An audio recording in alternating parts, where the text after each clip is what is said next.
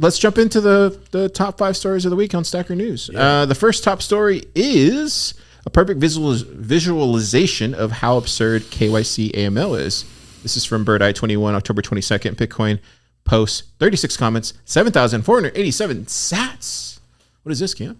Yeah, this is pretty. I mean, so I had no idea how absurdly inefficient or ineffective AML and KYC regulations are.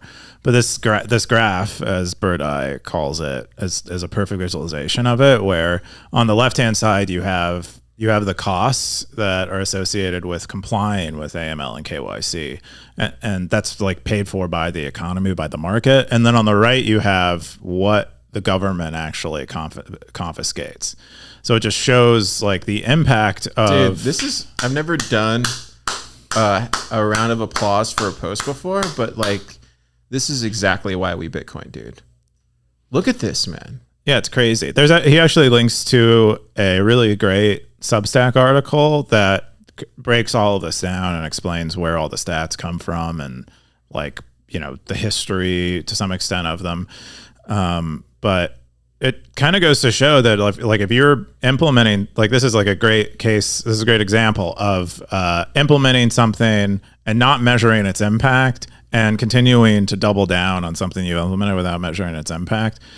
And that's, you know, so that's what these policies are. They're like this, they're extremely ineffective, yet there's I feel like every couple of months there's like a new regulation someone's trying to pile on top of these, you know. So crazy, dude. Yeah. And this is this, I wonder if he added in the just the infrastructure as well too. You probably did.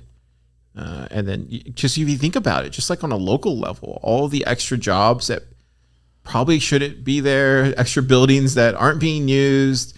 I mean, and taking into account that, he probably didn't even account that. And I mean, who knows? The main top comment was from OCI00. He said, or she said, as someone working in the financial industry, I can confirm that KYC requirements imposed by the EU are kind of nuts for every financial institution. Not only because to some extent they harm privacy beyond any reasonable suspicion that someone can commit money laundering, but the fact just mentioned creates a very dangerous way of thinking. Basically, European policymakers are telling financial institutions operate as if all your clients are fraudsters, even if there's no reasonable proof of this fact. I find this deeply disturbing and borderline disgusting, to be honest. And then you got Blockchain Boot coming up right behind it. Why don't the constituents in the EU ever change this law? Do they have a lobby problem like the US? Then he goes into it a little bit more. What do you think, Keyan?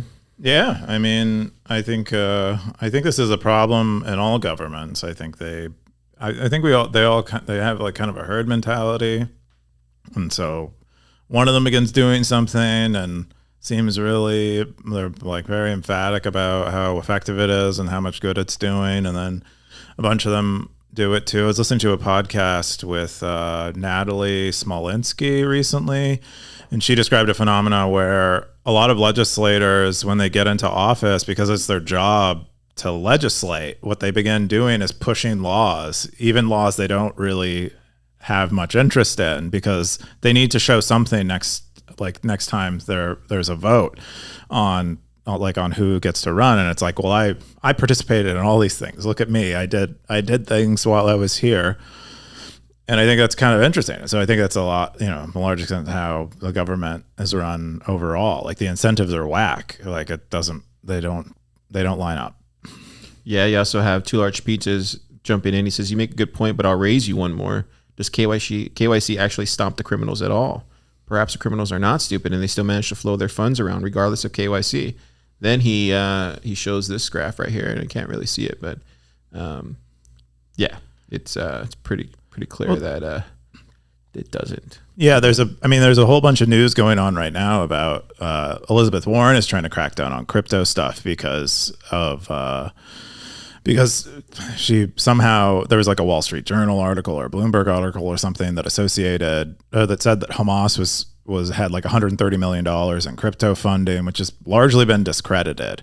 But and then so when they try to figure out like how actually Hamas received its funding, it's using it's like using traditional banking things. It's using credit cards. It's using like normal banking institutions. They're getting around, like, despite all these things existing, they're not in their way. Yeah. So, dude, fantastic post.